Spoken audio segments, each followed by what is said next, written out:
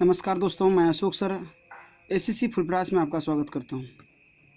Friends, आज की class में हम लोग क्लास 12th के फिजिक्स का 8वां चैप्टर वैद्युत चुंबकीय तरंग, जिसे इलेक्ट्रोमैग्नेटिक वेव्स कहते हैं, उसको पढ़ेंगे। तो फ्रेंड्स, क्लास शुरू करने से पहले आपसे छोटी सी रिक्वेस्ट है कि आप इस चैनल को सब्सक्राइब कर घंटी के बटन को दबा लें ताकि आगे आने वाले वीडियो का नोटिफिकेशन आपको मिल सके। पहला टॉपिक है वैद्युत चुंबकीय तरंग, इलेक्ट्रॉनिक वेव्स। मैक्सवेल ने विद्युत एवं चुंबकीय क्षेत्रों तथा उसके स्रोतों, आवेशों एवं धारा घनत्व को सम्मिलित कर समीकरणों का एक संचय किया, जिसके आधार पर एक विशेष प्रकार के तरंग की अवधारणा बनी। उसे वैद्युत चुंबकीय तरंग कहते हैं। क्या हुआ कि मैक्सवेल ने विद्युत एवं चुंबकीय क्षेत्रों तथा उनके स्रोतों, आवेशों एवं धारा घनत्व को एक साथ करके सम्मिलित करके एक समीकरण बनाया, जिसके आधार पर विशेष प्रकार के तरंग की अवधारणा हुई, जिसे वैद्युत चुंबकीय तरंग कहते हैं। अगला टॉपिक से वैद्युत चुंबकीय तरंगों के गुण। वैद्युत चुंबकीय तरंगों के गुण। वैद्युत चुंबकीय तरंगों के निम्नलिखित गुण हैं। पहला है, ये अनुप्रस्थ प्रकृति के होते हैं। अगला है कि निर्वात में ये प्रकाश की चाल से चलते हैं। अगला है, इसके गमन के लिए किसी द्रव्यात्मक माध्यम की आवश्यकता नहीं होती है। फ्रेंड्स, क्या होती है? इसको चलने के लिए किसी द्रव्यात्मक माध्यम की आवश्यकता नहीं होती है। अगला है कि ये आपस में लंबवत परिवर्तनशील वैद्युत एवं चुंबकीय क्षेत्रों की होती है। क्या होता है फ्रेंड्स? कि ये आपस में लंबवत होती है, परिवर्तनशील होती है एवं वैद्युत चुंबकीय क्षेत्रों की होती है। अगला है, ये त्वरित अथवा कंपनशील आवेश द्वारा उत्पन्न होती है। इन तरंगों की ऊर्जा वैद्युत एवं चुंबकीय सदिशों में होती है। अगला है कि वैद्युत चुंबकीय तरंगें अध्यारोपण के सिद्धांत का पालन करती है। अगला है कि वैद्युत सदिश को प्रकाश सदिश भी कहते हैं। तो फ्रेंड्स, ये जो 8 थे, ये वैद्युत चुंबकीय तरंगों के गुण थे। अगला टॉपिक से वैद्युत चुंबकीय तरंगों के स्रोत। वैद्युत चुंबकीय तरंगों के स्रोत किसी विद्युत परिपथ में उच्च आवृत्ति के विद्युतीय दोलन उत्पन्न होने पर परिपथ में तरंगों के रूप में ऊर्जा का संचरण चारों ओर होने लगता है। दोलन उत्पन्न होने पर परिपथ में तरंगों के रूप में ऊर्जा का संचरण चारों ओर होने लगता है। मैक्सवेल ने इन तरंगों का नाम विद्युत चुंबकीय तरंग रखा। विद्युत चुंबकीय तरंगों का स्रोत निम्नलिखित है। प्रकाश, टेलीविजन तथा रेडियो तरंगें, माइक्रोवेव भट्ठी, रेडार, एक्स किरणें तथा रेडियो एक्टिव नाभिक का विखंडन, जिसमें लघुत्तम तरंगदैर्घ्य गामा किरणें आदि, ये सभी विद्युत चुंबकीय तरंगों के स्रोत हैं।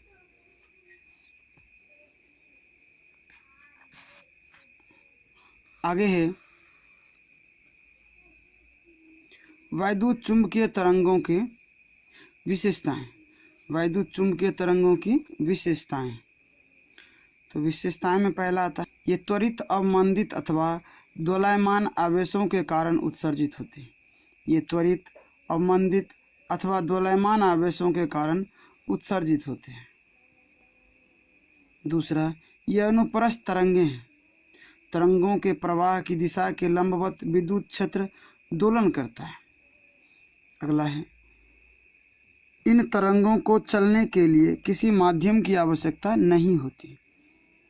ये तरंगें किसी बाह्य विद्युत या चुंबकीय क्षेत्र से प्रभावित नहीं होती है। अगला, ये तरंगें परावर्तन, अपवर्तन, विवर्तन, व्यतिकरण एवं ध्रुवण के गुणों का प्रदर्शन करती है। आगे है किसी भी स्थान पर E/B = C, जहाँ E विद्युत क्षेत्र तथा B चुंबकीय क्षेत्र है और C प्रकाश की चाल है। आगे है कि इन तरंगों के औसत विद्युत ऊर्जा घनत्व तथा औसत चुंबकीय ऊर्जा घनत्व बराबर होता है। क्या होता है फ्रेंड्स, जो ये किरणें हैं इसकी औसत विद्युत ऊर्जा घनत्व और औसत चुंबकीय ऊर्जा घनत्व बराबर होती है। अगला, वैद्युत चुंबकीय तरंगों के उपयोग। वैद्युत चुंबकीय तरंगों के उपयोग। पहला, मांसपेशियों में तनाव के उपचार में। मांसपेशियों में तनाव के उपचार में। अगला है, पौधाघरों में पौधों को गर्म रखने में। पौधाघरों में पौधों को गर्म रखने में। आगे अगला है, कृत्रिम उपग्रहों को सौर सेल द्वारा विद्युत ऊर्जा देने में। धुंध, कुहासे तथा बादलों की स्थिति में फोटोग्राफ लेने में। अगला है, सौर जल ऊष्मक तथा सौर कुकर में। आगे है, मौसम विज्ञान में। और आगे है, इन किरणों का उपयोग कर उच्च विभेदन क्षमता वाले सूक्ष्मदर्शी बनाए जाते हैं। अगला, चुंबकीय स्पेक्ट्रम। अगला है, चुंबकीय स्पेक्ट्रम, मैग्नेटिक स्पेक्ट्रम। तरंगदैर्घ्य अथवा आवृत्ति पर निर्भर बहुत विभिन्न गुणों वाले स्पष्ट समूहों के रूप में विकिरणों के व्यवस्थित विन्यास को वैद्युत चुंबकीय स्पेक्ट्रम कहते हैं। अगला है, गामा किरणें, गामा रेज। इसकी आवृत्ति परास होती है 3×10⁻22 हर्ट्ज से 3×10⁻18 हर्ट्ज तक होती है। इसके तरंगदैर्घ्य का परास 10⁻⁻4 मीटर से 10⁻⁻10 मीटर तक होती है। इसकी उत्पत्ति होती है नाभिक में ऊर्जा परिवर्तन के समय। गामा किरण की उत्पत्ति नाभिक में ऊर्जा परिवर्तन के समय होती है। इसका अभिज्ञान अर्थात इसका जो ज्ञान प्राप्त होता है वो होता है फोटोग्राफी द्वारा, आयनीकरण प्रकोष्ठ द्वारा, स्फुरदीप्ति द्वारा। आगे है इनके गुण। गामा किरणों के गुण। पदार्थ से गुजर जाती है। गामा किरणें किसी भी पदार्थ से गुजर जाती है। इसकी वेधन क्षमता अधिक होती है। दूसरा, गैसों को आयनीकृत कर देती है। अगला, यह प्रदीप्ति स्फुरदीप्ति दोनों उत्पन्न करती है। गामा किरण के उपयोग में है कि इन किरणों से परमाणु के नाभिक के विषय में जानकारी प्राप्त होती है। इन किरणों से परमाणु के नाभिक के बारे में विषय जानकारी प्राप्त होती है।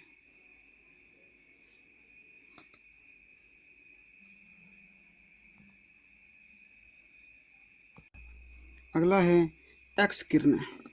अगला है एक्स किरण, एक्सरे। एक्स किरण के आवृत्ति परास 3×10⁻19 हर्ट्ज से 3×10⁻15 हर्ट्ज तक होती है। 3×10⁻19 हर्ट्ज से 3×10⁻15 हर्ट्ज तक होती है। एक्स किरणें, एक्सरेज।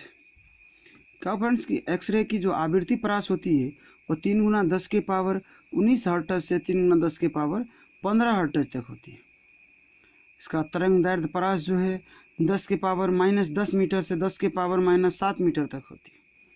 और इसकी उत्पत्ति जो है एक्स किरण की वो तीव्र गति से चलते हुए इलेक्ट्रॉनों को अचानक मंदित करने पर। दूसरा है, परमाणुओं के कक्षीय इलेक्ट्रॉन के संक्रमण के क्रम में ऊर्जा में परिवर्तन से।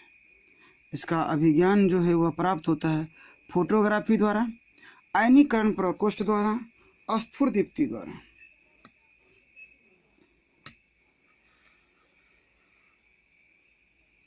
एक्स किरण के गुण देखिए।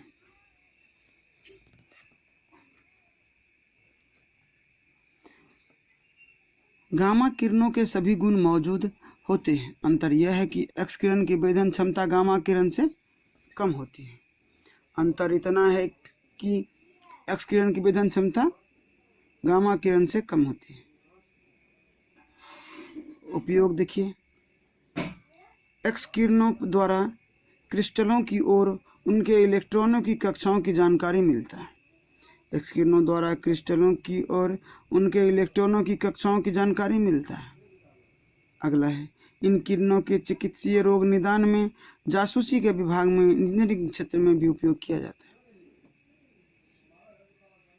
इन किरणों का उपयोग चिकित्सीय रोग निदान में, जासूसी के विभाग में, इंजीनियरिंग के क्षेत्र में किया जाता है।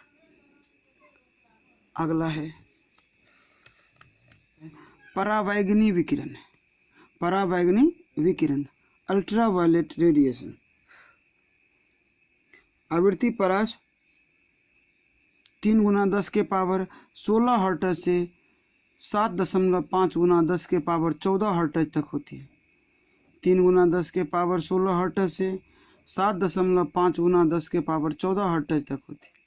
इसके तरंग दैर्ध्य परास 10⁻⁻8 मीटर से 4 × 10⁻⁻7 मीटर तक होती है।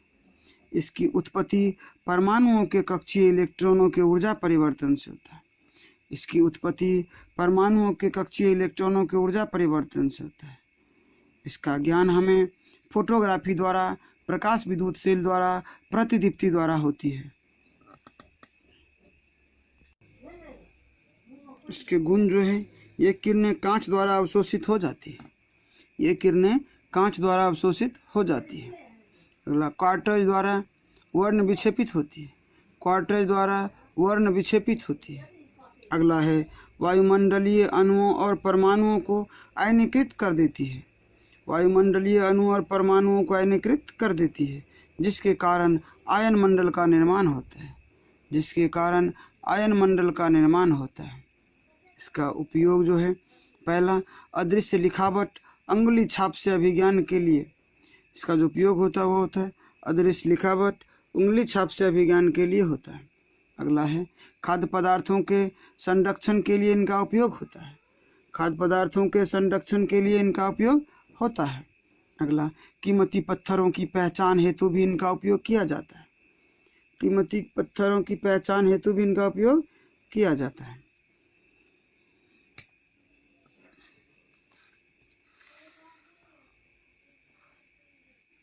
अगला है दृश्य प्रकाश, विजिबल लाइट। आवृत्ति प्रास, इसका आवृत्ति प्रास होता है 7.5 × 10⁻14 हर्ट्ज से 3.5 × 10⁻14 हर्ट्ज तक होती है। इसके तरंग दैर्ध्य परास 4 × 10⁻⁻7 मीटर से 7.5 × 10⁻⁻7 मीटर तक होती है। इसकी उत्पत्ति अणुओं और परमाणुओं के कक्षीय इलेक्ट्रॉनों के पुनर्व्यवस्थापन द्वारा होता है।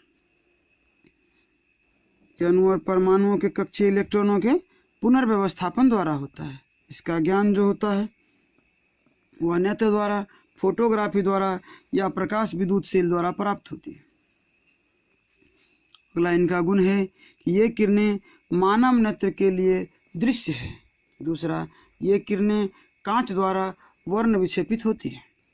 अगला है कि इनका परावर्तन, अपवर्तन तथा व्यतिकरण होता है। इनका विवर्तन और ध्रुवण भी होता है। किसका? तो ये दृश्य प्रकाश का। इनका उपयोग वस्तुओं को देखने में के लिए होता है। वस्तुओं को देखने के लिए बहुत महत्वपूर्ण है। अगला है अवरक्त विकिरण, इंफ्रारेड रेडिएशन। आवृत्ति परास, इसका जो आवृत्ति परास है 3.5 × 10⁻14 हर्ट्ज से 3 × 10⁻11 हर्ट्ज तक होती है। इसके तरंग दैर्ध्य परास 7.5 × 10⁻⁻7 मीटर से 10⁻³ मीटर तक होती है। इसकी उत्पत्ति परमाणुओं और अणुओं में बाह्य इलेक्ट्रॉनों के ऊर्जा परिवर्तन से होता है, जैसे तापदीप्त पदार्थ से होता है।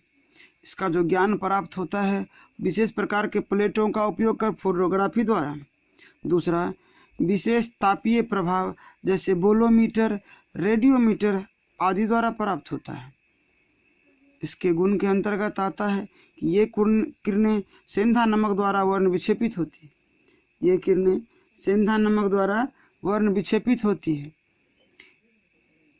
ये किरणें तापीय प्रभाव उत्पन्न करती है। इन किरणों का परावर्तन, अपवर्तन और विवर्तन भी होता है।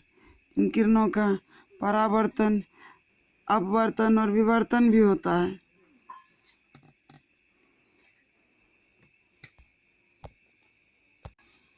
इनका उपयोग दृश्य प्रकाश की तुलना में इनका वायुमंडलीय कणों द्वारा प्रकीर्णन बहुत कम होता है, अतः इनका उपयोग धुंध फोटोग्राफी में होता है। इसका उपयोग धुंध फोटोग्राफी अर्थात कुहासा या धुआं का फोटो लेने के लिए किया जाता है। पौधा घरों में इनका उपयोग होता है।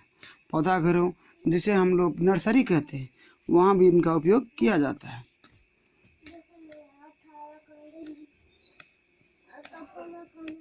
अगला है माइक्रोवेव। माइक्रोवेव का आवृत्ति परास 3 गुना 10 के पावर 11 हर्ट्ज से 10 के पावर 9 हर्ट्ज तक होती है। इसका तरंग दैर्ध्य 10 के पावर -3 मीटर से 3 गुना 10 के पावर -1 मीटर तक होती है। इसकी उत्पत्ति विशेष प्रकार के इलेक्ट्रॉन युक्ति जैसे क्लिस्ट्रॉन नली द्वारा होता है। इसका अभिज्ञान बिंदु संपर्क डायोड थर्मिस्ट बोलोमीटर द्वारा होता है। इसका अभिज्ञान जो प्राप्त होती है वह बिंदु संपर्क डायोड द्वारा होती है और थर्मिस्ट बोलोमीटर द्वारा होता है। इसका गुण जो है पैराफिन मोम द्वारा वर्ण विक्षेपित होते हैं। पैराफिन मोम द्वारा वर्ण विक्षेपित होते हैं। और दूसरा इनका विवर्तन होता है। उपयोग जो है रेडार संप्रेषण में होता है। परमाणुओं और अणुओं की रचना की सूक्ष्म जानकारी प्राप्त करने में भी इनका उपयोग होता है।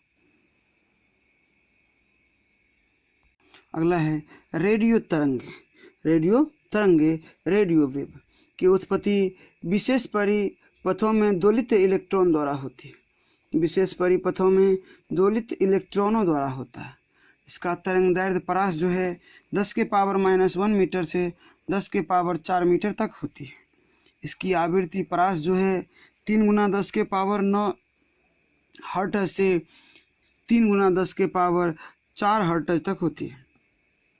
3 गुना 10 के पावर 9 हर्ट्ज से 3 गुना 10 के पावर 4 हर्ट्ज तक होती है। इसका अभिज्ञान जो है हमें वह रेडियो ग्राहक द्वारा होता है। इसका अभिज्ञान हमें रेडियो ग्राहक द्वारा होता है। अगला है कि रेडियो संप्रेषण में विशेष उपयोग होता है इनका उपयोग जो है रेडियो संप्रेषण में होता है। गामा किरणें और रेडियो तरंगों के विषय में हम आधुनिक भौतिकी वाले खंड में पढ़ेंगे।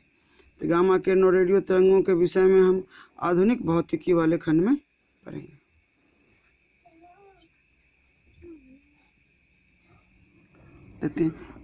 अगला है मैक्सवेल मैक्सवेल्स इक्वेशन। गणित के 4 समीकरणों द्वारा जिन्हें गॉस, फैराडे तथा एम्पियर ने प्रतिपादित किया, उनके विद्युतीय तथा चुंबकीय प्रकृति के तमाम गुणों का अध्ययन किया जाता है। इन सभी आधारभूत समीकरणों के सम्मेलन को मैक्सवेल का समीकरण कहते हैं, जो इस प्रकार है। देख लीजिए फ्रेंड्स, ये 4 समीकरण है। ये 4 समीकरण ये जिसे हम लोग सम्मिलित रूप से मैक्सवेल का समीकरण कहते हैं, वो आप इसे देख सकते हैं, ये सम्मिलित रूप। तो फ्रेंड्स, आज की क्लास को इतने पर समाप्त करते हैं। मिलते हैं पुनः अगले क्लास में। तब तक के लिए जय हिंद। Thanks for watching.